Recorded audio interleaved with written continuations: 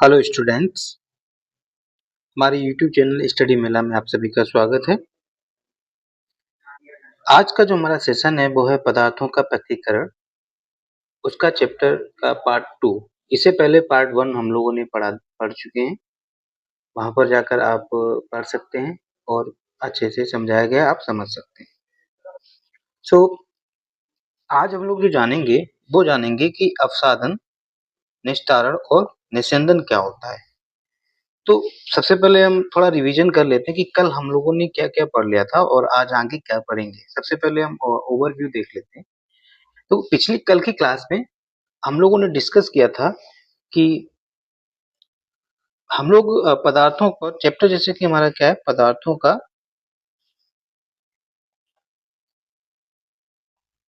पृथक्करण, ये हमारा चैप्टर का नाम है। तो इस चैप्टर में हम लोगों ने जाना था कि जो पदार्थ जो होते हैं कई चीजों से मिलकर बने होते हैं, उनको अलग करने की विधियां हम लोग सीख रहे थे। तो उन विधियों में हम लोगों ने सीखा था हस्तचयन विधि, जो आपकी हैंड पिकिंग,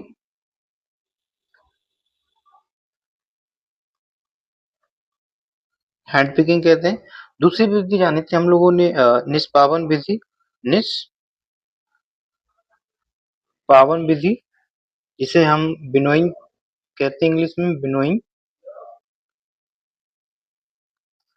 और तीसरी विधि हम लोगों ने जानी थी हस्तचयन विधि, निष्पावन विधि, थ्रेसिंग विधि। थ्रेसिंग मेथड क्या था ये जाना था, इसे इंग्लिश में थ्रेसिंग ही कहते हैं। और कल चौथी विधि हम लोगों ने जानी थी चालन विधि, जिसे हम सीविंग मेथड कहते हैं।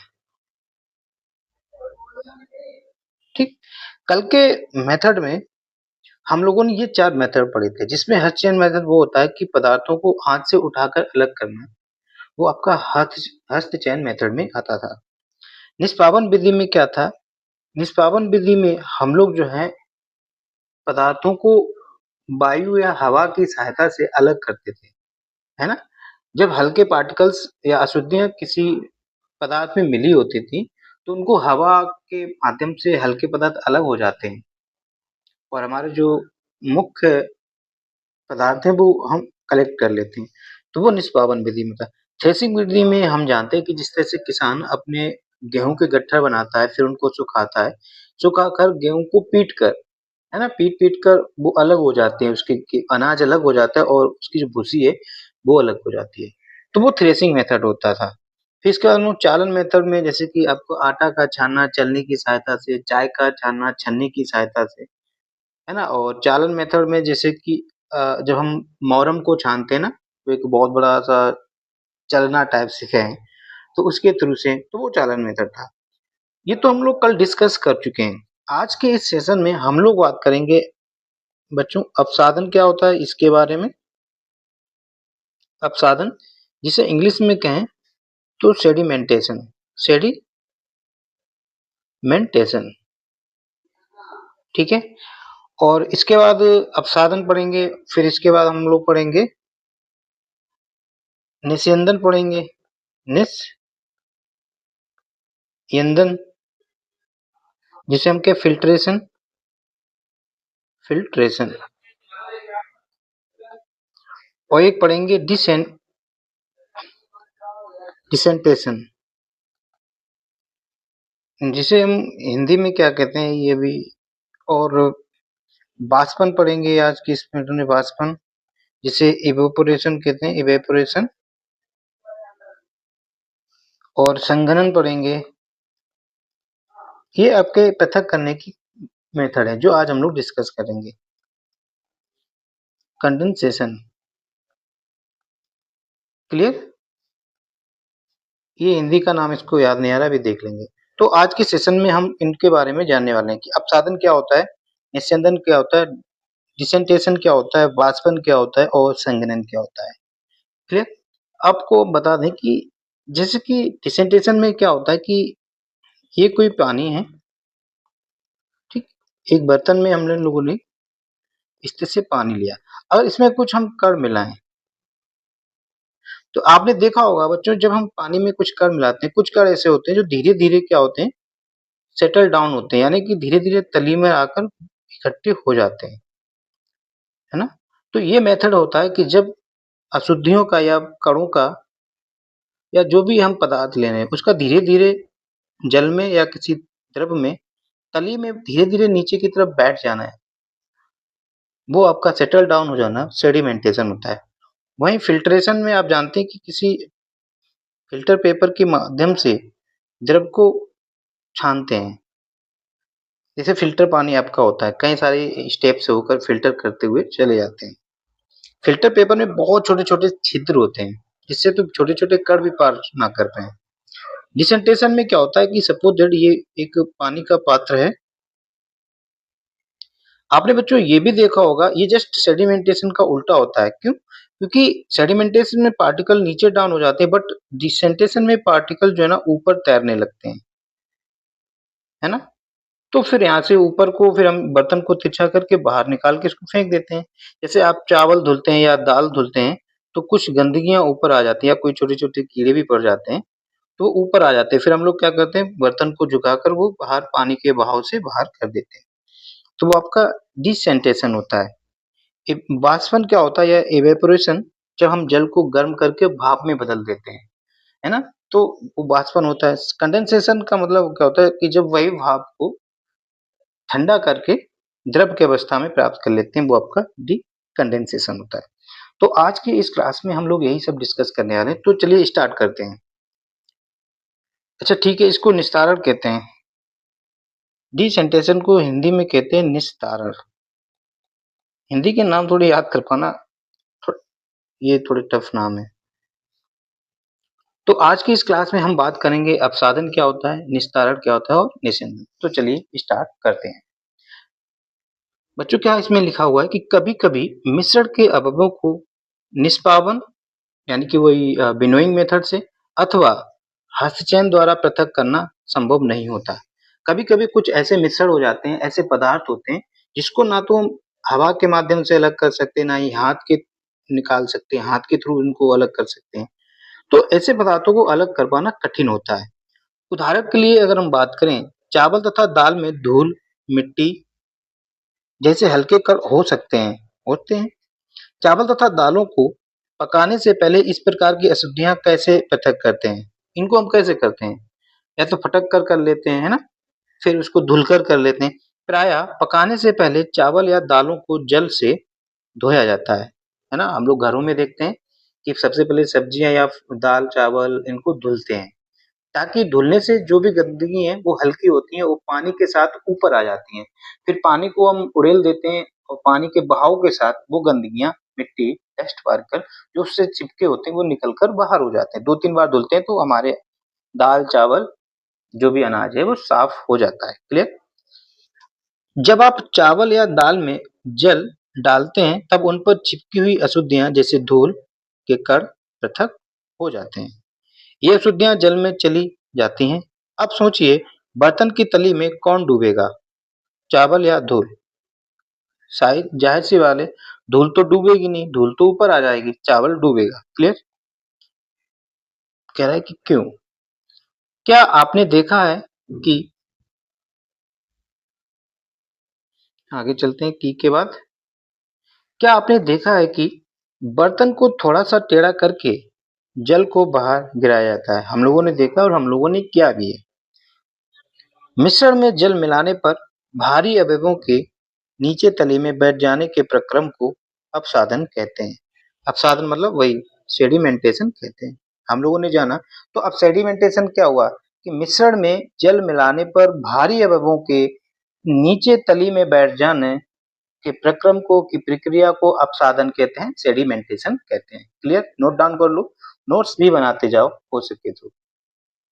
शॉर्ट नोट्स बनाओ, बार-बार रिवीजन करो, माइंड में सेट हो जाएँगे, फिर आपको भूलने में समस्या नहीं आएगी, मतलब भूलोगे नहीं, है ना? अपसादित मिश्रण को बिना हिलाए जल को मिट्टी सहित उड़ेलने की प्रक्रिया को निस्तारण कहते हैं।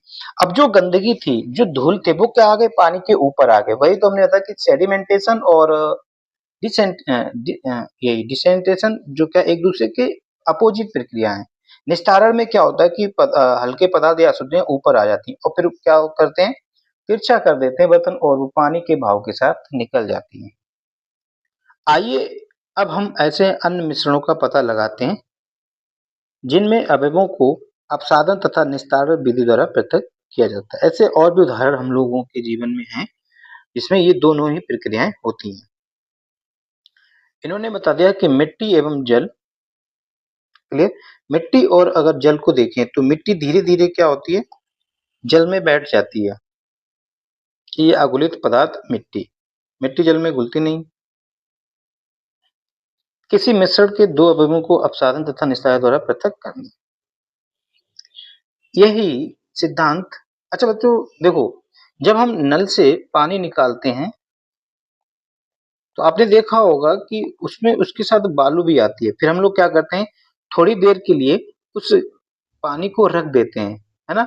एकदम तो पी नहीं सकते हैं क्योंकि उस टाइम बालू जो है पूरे पानी में फ्लो करती रहती है। फिर धीरे-धीरे क्या होता है, जैसे-जैसे हमें टाइम होता जाता है, धीरे-धीरे, धीरे-धीरे बालू क्या होती है, नीचे सेटल डाउन होती है, नीचे-नीचे तली पर ठहर जाती है। फिर ऊपर-ऊपर क्या होता है, शुद्ध पानी साफ लगने लगता है। तो फिर हम ऊपर-ऊपर का पी लेते हैं, है ना? जैसे हम तिरछा करते हैं पानी पीने के लिए, आपने देखा होगा ये बालू मुँह पर की तरफ आती होती है, तब तक हम लोग फिनिश कर देते हैं कि बस अब नहीं, क्योंकि अब बालू आने वाली है ना? तो फ्लो तिरछा करने से वो पानी का बहाव होता है, उसके साथ वो जो नीचे तली पर बालू बैठी थी वो बहने लगती है और हमारे मुँह की तरफ आने लगती है।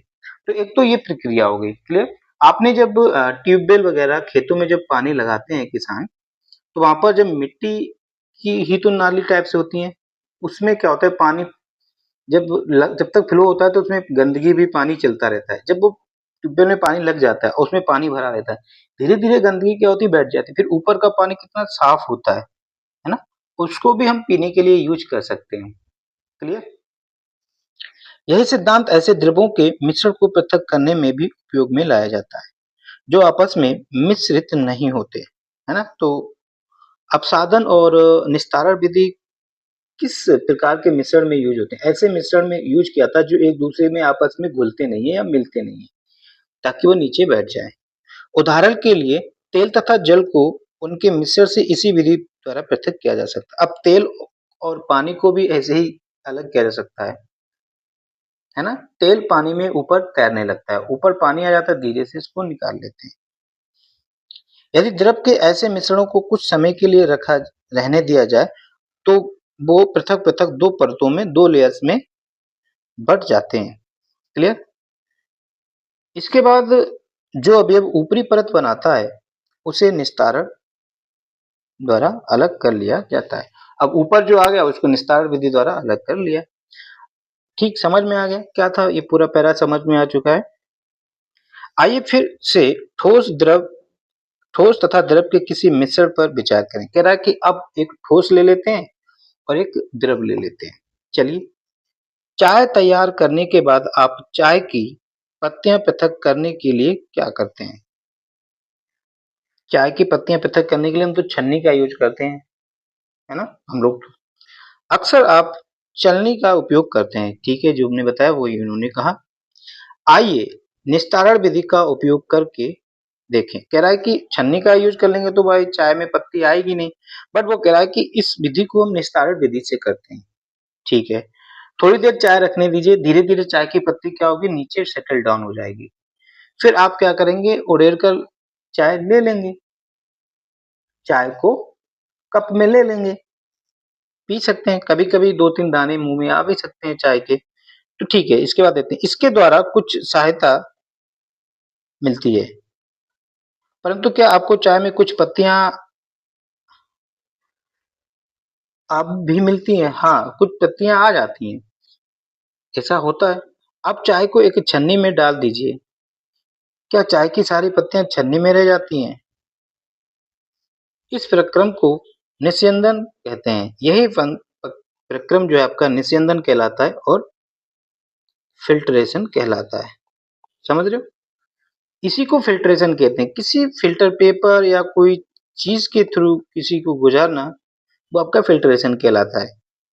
अब सोचिए, तैयार चाय से चाय की पत्तियां पृथक करने में निस्तारण और निस्यंदन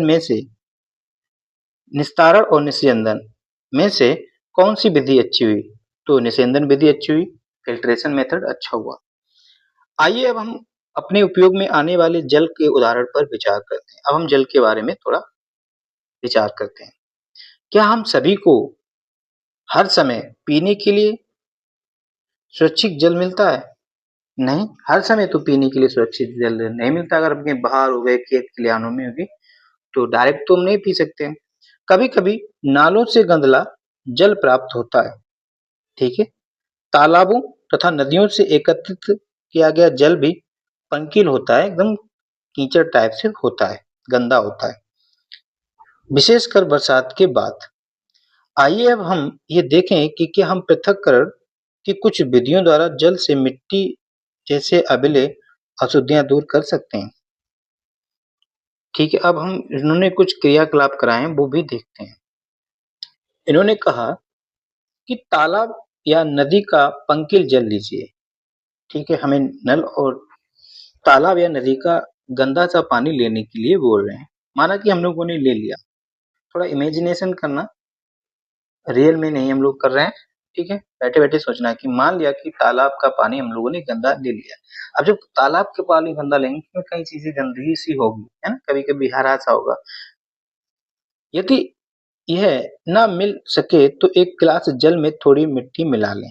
कह रहा कि अगर ना ताला वाला हो तो मिट्टी मिलाकर एक गिलास पानी ले लें और उसको हिला लें। इसे आधे घंटे के लिए छोड़ दें और आधे घंटे के लिए छोड़ दें। जल का सावधानीपूर्वक प्रेक्षण कीजिए, जल को ढंग से देखिए कि क्या हो रहा है। आप देखेंगे कि धीरे-धीरे गंदगी जो है, वो मिट्टी जो है, वो नीचे की तरफ बहती हुई नज़र आई है। अपने परीक्षण को ध्यान से लिखिए और आप लिखें, क्या गिलास की तली में कुछ मिट्टी बैठ गई है? हाँ, बैठ गई होगी। ऐसा क्यों हुआ है? इस प्रक्रम को आप क्या कहेंगे?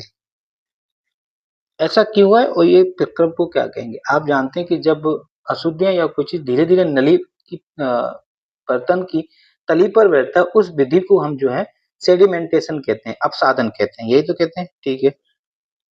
अब जल को बिना हिलाए गिलास को थोड़ा तिरछा कीजिए। इस गिलास के ऊपर के जल को दूसरे गिलास में उड़ेलिए। आप इस प्रक्रम को क्या कहेंगे? ठीक, इस प्रक्रम को कहेंगे, देखो इस वाले प्रक्रम को तो हम कह देंगे अपसादन कर दिया हम लोगों ने,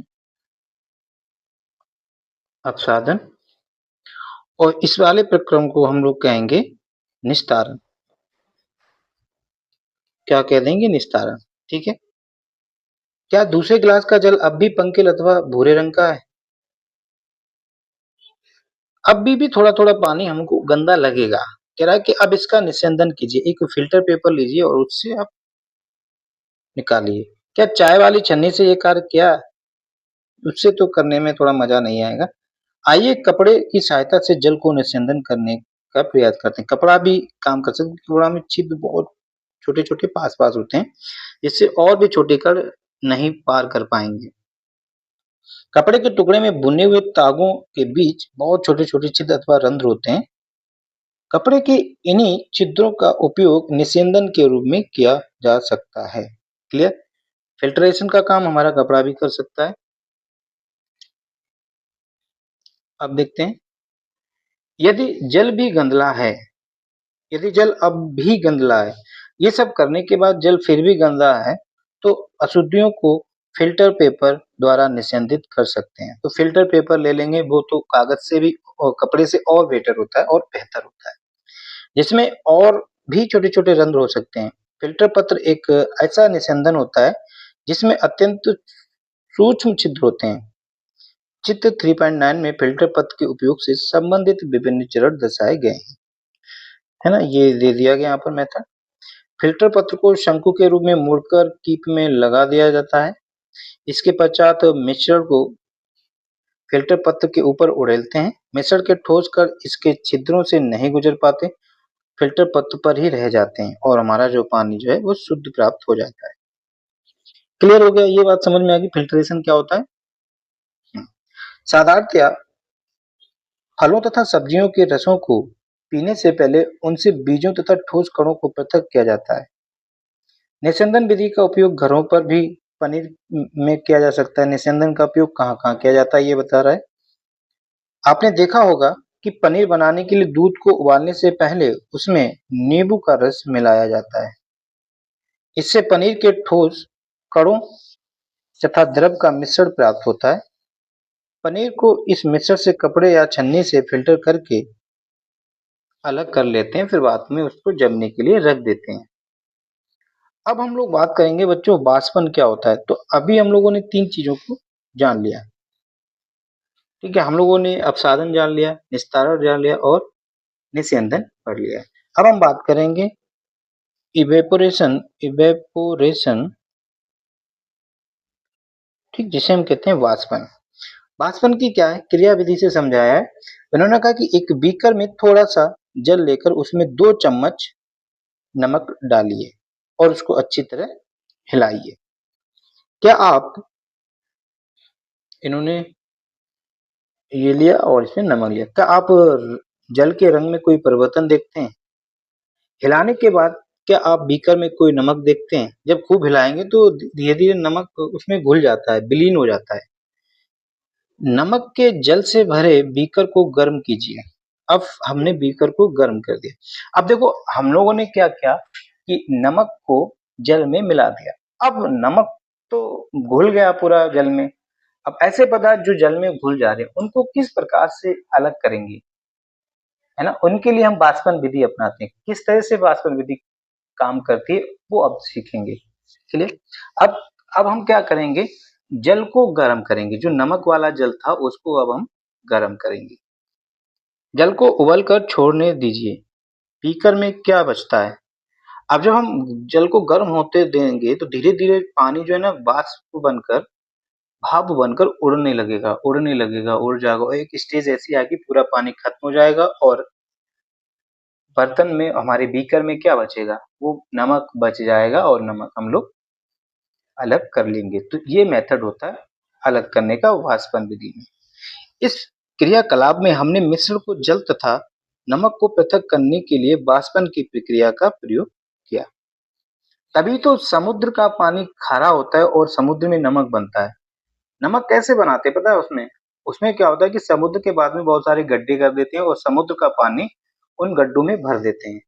और जब समुद्र का पानी जैसे धूप जब पड़ती है तो धूप के थ्रू पानी धीरे-धीरे उड़ता रहता है, उड़ता रहता है, उड़ता रहता है। एक सिचुएशन ऐसी आती है कि उस गड्ढे का पूरा पानी उड़ जाता है और समुद्र में पत्थर जैसे सफेद-सफेद मिल जाते हैं जो आपका नमक होता है। कभी आपने बहुत पहले नमक चलता था, अब तो नमक बहुत शुद्ध रूप में आने लगा है। पहले बोरी का नमक आता था पैकेट में, है ना?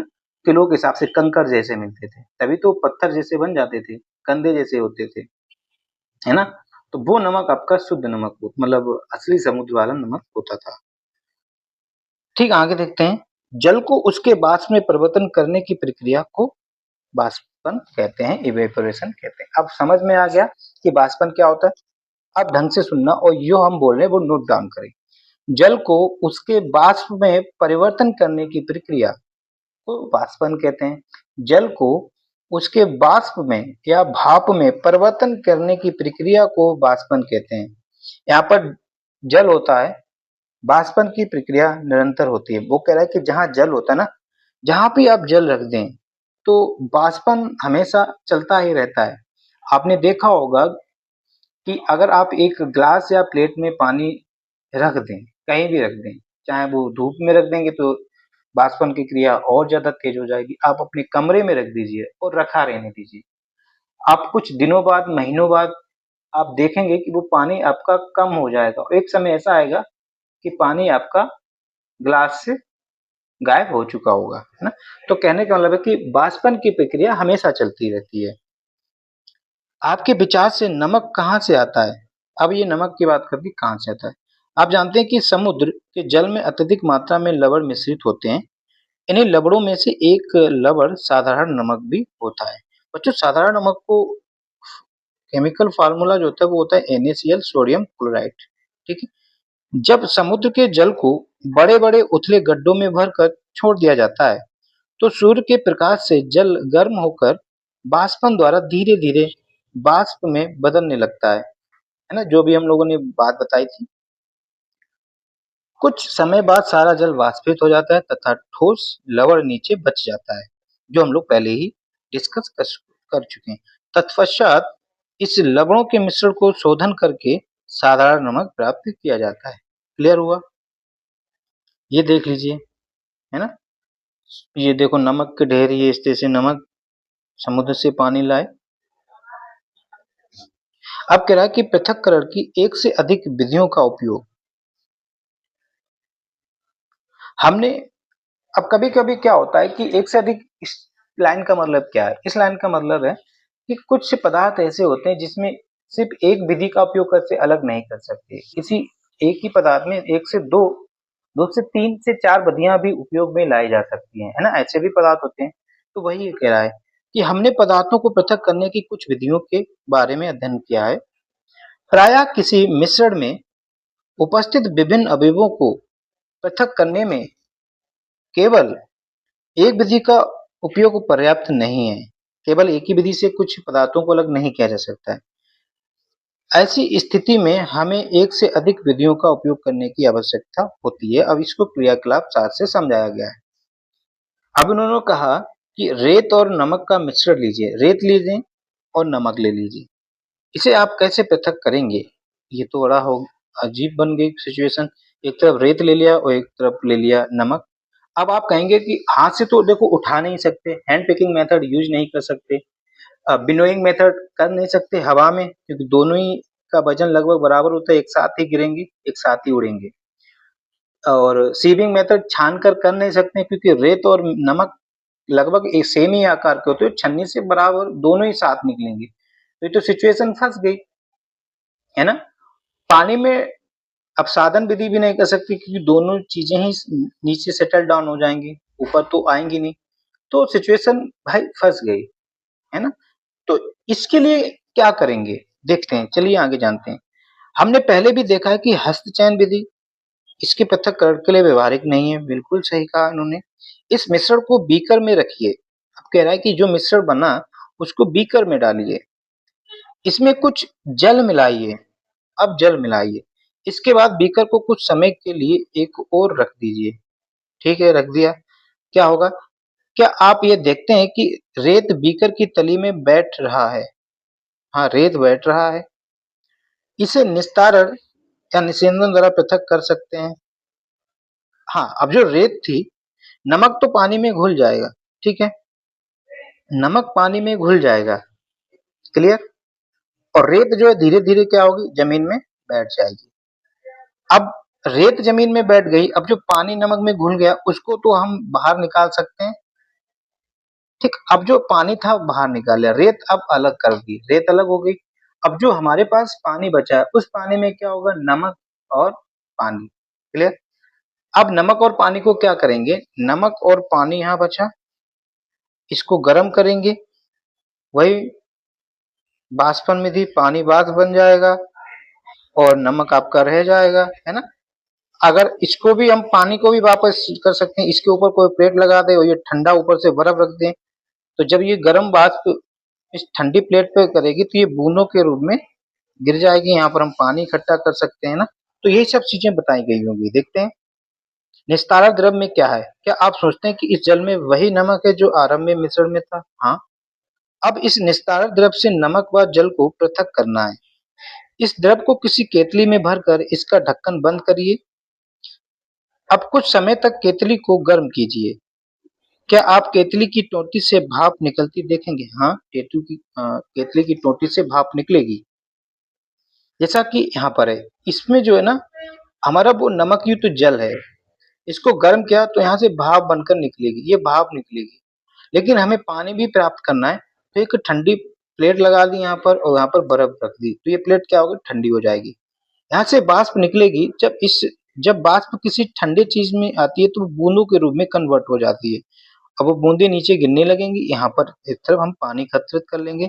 ऐसे ये प्रोसेस चलती रहेगी। कब तक चलती रहेगी? जब तक सारा पानी वाष्प बनकर पुनः हम लोग द्रव में ना प्राप्त कर लें। तो फिर इसके अंदर क्या रह जाएगा? नमक अंदर रह जाएगा, क्लियर? तो ये प्रोसेस आपकी। तो इसमें देख रहे हैं ना कि दो विधियां हम लोगों ने अपनाई, तीन विधियां अपनाई। कौन कौन सी? अपसादन विधि, निस्यंदन विधि और बाष्पन विधि। और ये द्रव को ठंडा करने की इस प्रक्रिया को, वाष्प को ठंडा करके पुनः बूंदों के रूप में द्रव में प्राप्त कर रहे हैं, इस मेथड को ही हम कहते हैं कंडेंसेशन कहते हैं। कंडेंसेशन को बोले तो संघनन कहते हैं। क्लियर? तो वही इधर अब आगे चलते हैं। एक धातु को प्लेट लीजिए जिस पर कुछ बर्फ रखी हो, वही जो हम लोगों ने डिस्कस किया है। प्लेट को केतली की टोटी के ठीक ऊपर पकड़िए, जैसा कि चित्र 3.13 में दर्शाया गया है। आप क्या देखते हैं? केतली के सारे जल को भाप में बदलने दीजिए। यही हमने भी कहा था। जब भाप बर्फ से ठंडी की गई प्लेट से संपर्क में आती है तो वह संघनित होकर द्रव बन जाती, संघनित हो जाती है। प्लेट के नीचे से बूंद बूंद होकर नीचे गिरने वाला यह जल संघनन द्वारा भाप बना जल वाष्प से उसकी द्रव अवस्था में परिवर्तन करने की प्रक्रिया संघनन कहलाती है। ठीक, ये पॉइंट मिल गया। ये वाला संघनन क्या था ये समझ में आ गया। ठीक है। क्या आपने कभी जिस पात्र में दूध की थोड़ी देर पहले उबाला गया था उस पर ढकी प्लेट पर संघनित बूंदों को देखते हैं? हाँ, हम लोग देखते हैं, है ना। आपने देखा होगा कि जब दूध गर्म करते हैं तो प्लेट से ढक देते हैं, तो थोड़ी देर बाद देखते हैं कि उसमें पानी की बूंदें बन जाती हैं। वो संघनन के कारण होती हैं, क्योंकि बाहर से हवा ठंडी मिलती है और वो अंदर से भाप मिल रही है। जब उठाते हैं तो ठंडा हो जाता है, तो बूंदें बन जाती हैं। अब सारा जल वाष्पित हो जाता है, तो फिर केतली में पीछे क्या छूटा होगा? नमक छूटा होगा। इस प्रकार हमने मिश्रण से नमक, रेत तथा जल को निस्तारण, निस्यंदन, बाष्पन और संघनन, 3 विधियों का इस्तेमाल कर लिया हम लोग। निस्तारण, निस्यंदन, बाष्पन और संघनन विधियों का प्रयोग सफलतापूर्वक किया है। ठीक है। अब पहली को रेत से नमक की पुनः प्राप्ति की समस्या है। उसने नमक के संपूर्ण पैकेट को रेत की थोड़ी मात्रा में मिलाया था। फिर उसने क्रियाकलाप 7 को सुझाई गई विधि द्वारा नमक को पुनः प्राप्त करने का प्रयास किया, परंतु उसने यह पाया कि वह तो लिए गए नमक के केवल थोड़े भाग की ही पुनः प्राप्ति कर पाए। उसकी त्रुटि कहाँ हुई? अब ये हम देख रहे हैं, क्या जल किसी पदार्थ को कितनी भी मात्रा को घोल सकता है? अब ये कह रहा है कि क्या जल किसी पदार्थ की कितनी भी मात्रा को घोल सकता है? देखो, कह रहा है कि क्या जल, माना कि हमने 1 गिलास जल लिया, उसमें नमक हमने थोड़ा डाला घुल जाएगा, फिर डाला नमक घुल जाएगा, फिर डाला। क्या हम 1 गिलास जल में 1 किलो नमक डाल दें, क्या सारा नमक घुल जाएगा? नहीं। तो जल किसी भी पदार्थ की सभी मात्रा को नहीं घोल सकता। तो ऐसे सिचुएशन को क्या कहते हैं, वही अब पढ़ेंगे। अध्याय 2 में हमने पाया कि कई पदार्थ जल में घुलकर बिल्ले बनाते हैं, है ना। हमने पिछले क्लास में पढ़ा था कि जो पदार्थ जल में घुल जाते हैं उन्हें विलेय कहते हैं और जो नहीं घुलते उन्हें अविलेय कहते हैं। ठीक। तब हम उन पदार्थों को जल में विलेयी कहते हैं। ठीक है। यदि हम जल की मात्रा निश्चित रखकर उस पदार्थ की मात्रा निरंतर बढ़ाते जाएं तो क्या होगा? जैसे कि हमने माना कि पानी उतना ही रखा और नमक मिलाते जा रहे हैं, मिलाते जा रहे हैं, मिलाते जा रहे हैं, मिलाते जा रहे हैं। नमक कुछ समय तक तो घुलता रहेगा, फिर एक सिचुएशन ऐसी आ जाएगी, वो जो लिक्विड बनेगा ना, द्रव, वो एक गाढ़ा हो जाएगा और फिर ऐसी उसके बाद वो घुलना बंद हो जाएगा। तो इनमें 2 सिचुएशन बनती हैं, एक बनता है असंतृप्त और दूसरा संतृप्त। ठीक है। अब वही आगे देखते हैं। अब इसको क्रियाकलाप से समझाने की कोशिश की है। इस कार्य के लिए आपको एक बीकर अथवा ग्लास, 1 चम्मच नमक तथा जल की आवश्यकता होगी। ठीक, ये बात सीखने के लिए आधा कप जल बीकर में उड़ेलिए, 1 चम्मच नमक इसमें डालकर तब तक बिलोड़ित कीजिए, मतलब तब तक मिक्स करते रहिए जब तक कि यह पूरी तरह से ना घुल जाए, पूरी तरह घुल जाए जब तक मिलाते रहिए। अब फिर 1 चम्मच नमक डालिए और फिर बड़ी भांति बिलोड़ित कीजिए। इसी प्रकार चम्मच से नमक मिलाते रहें और बिलोड़ित करते रहें। कुछ चम्मच भर नमक मिलाने के बाद क्या आप ये पाते हैं कि कुछ अविलेय नमक बच जाता है? फिर वही हमने बताया कि एक सिचुएशन ये आएगी कि नमक फिर नहीं घुलेगा और बीकर की तली में बैठ जाता है। यदि हाँ, तो इसका अर्थ ये हुआ कि अब इस जल में अधिक नमक नहीं घुल सकता। अब यह विलयन संतृप्त विलयन कहलाएगा, है ना। संतृप्त विलयन क्या होता है कि जब तक किसी द्रव में मात्रा मिलाते रहें और फिर वो पदार्थ उसको ना घुल पाए, तो वो कंसंट्रेट या संतृप्त विलयन कहते हैं। या विलयन की एक ऐसी अवस्था जिसमें और पदार्थ मिलाने पर वो पदार्थ ना घुले, तो वो अवस्था विलयन की संतृप्त विलयन कहलाता है। क्लियर हुआ होगा। यहाँ ये संकेत है जो यह बताता है कि उस समय संभवतः क्या गलत हुआ जब पहेली ने रेत में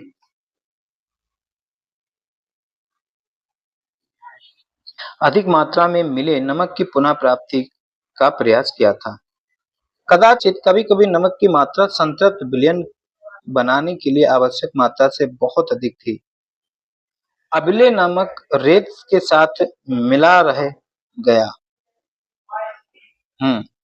वो नमक उसने इतना ज्यादा मिला दिया कि अब वो धीरे-धीरे वो भी तली में बैठने लगा और रेत के साथ मिल गया, जिसे पुनः प्राप्त नहीं किया जा सका। वह अधिक मात्रा में जल का उपयोग करके अपनी समस्या हल कर सकती थी। कल्पना कीजिए उसके पास मिश्रण में सारे नमक को घोलने के लिए पर्याप्त मात्रा में जल नहीं है, या किसी अन्य उपाय द्वारा जल की उसी मात्रा में संतृप्त विलयन बनने से पूर्व पहले से अधिक नमक घोला जा सकता है। आइए हम पहेली की सहायता करने का प्रयास करते हैं।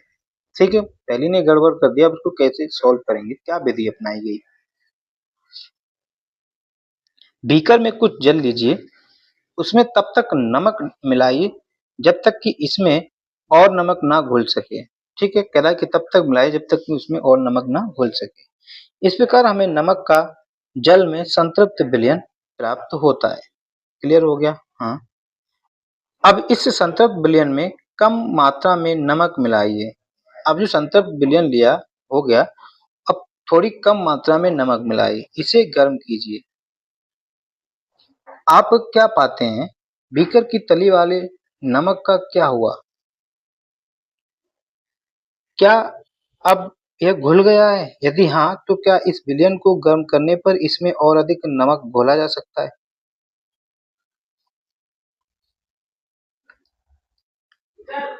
अब वो हमने गर्म किया, तो जब हमने जल को गर्म किया, जो नमक तली का था वो उसमें फिर घुल गया, तो फिर और मिलाएंगे, फिर सेटल डाउन होगा, फिर गर्म करेंगे तो ऐसे तो घुलता जाएगा। ठीक है, इस गर्म विलयन को ठंडा होने दीजिए। क्या बीकर की तली में नमक पुनः बैठता दिखाई देता है? यह क्रियाकलाप सुझाता है कि गर्म करने पर नमक की अधिक मात्रा घोली जा सकती है ना। गर्म करने पर नमक की और मात्रा घोली जा सकती है। क्या जल में विभिन्न विलेय पदार्थों की समान मात्रा घुलती है? आइए पता लगाते हैं। क्रियाकलाप 10 क्या है? 2 ग्लास लीजिए और प्रत्येक में आधा कप पानी भरिए। ठीक है, एक गिलास में 1 चम्मच नमक मिलाइए और तब तक विलोड़ित कीजिए जब तक कि वह घुल न जाए। एक-एक चम्मच नमक की मात्रा विलयन संतृप्त होने तक डालते रहिए, मतलब जब तक डालते रहिए तब तक कि नमक ना घुले। नमक के चम्मचों की संख्या जो कि घोली गई है को साड़ी 3.2 में लिखिए। आपने कितने चम्मच नमक घोला है ये काउंट करके। अब इस क्रियाकलाप में चीनी अब इसी क्रियाकलाप को आप चीनी के साथ दोहराइए। आप इसको जल में मिले अन्य पदार्थों से भी दोहरा सकते हैं। ठीक है, और भी पदार्थ ले सकते हैं। साड़ी 3.2 में आप क्या जानकारी प्राप्त करते हैं? क्या आपने पाया कि जल विभिन्न पदार्थों की भिन्न-भिन्न मात्रा को घोलता है?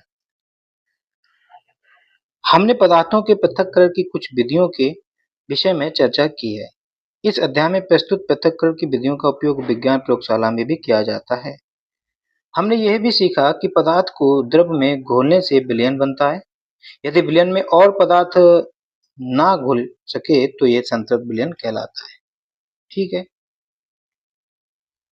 तो ये हमारा चैप्टर खत्म हो गया है। इसके रिलेटेड प्रश्न को हम लोग अभ्यास प्रश्न नेक्स्ट वीडियो में करेंगे। सो आई होप आपको ये समझ में आया होगा और पढ़ने में मजा आया होगा। सो वीडियो पसंद आए तो लाइक कर दें, अगर आप चैनल में नए हैं तो चैनल को सब्सक्राइब कर दें। सो थैंक यू गाइस, जय हिंद, जय भारत।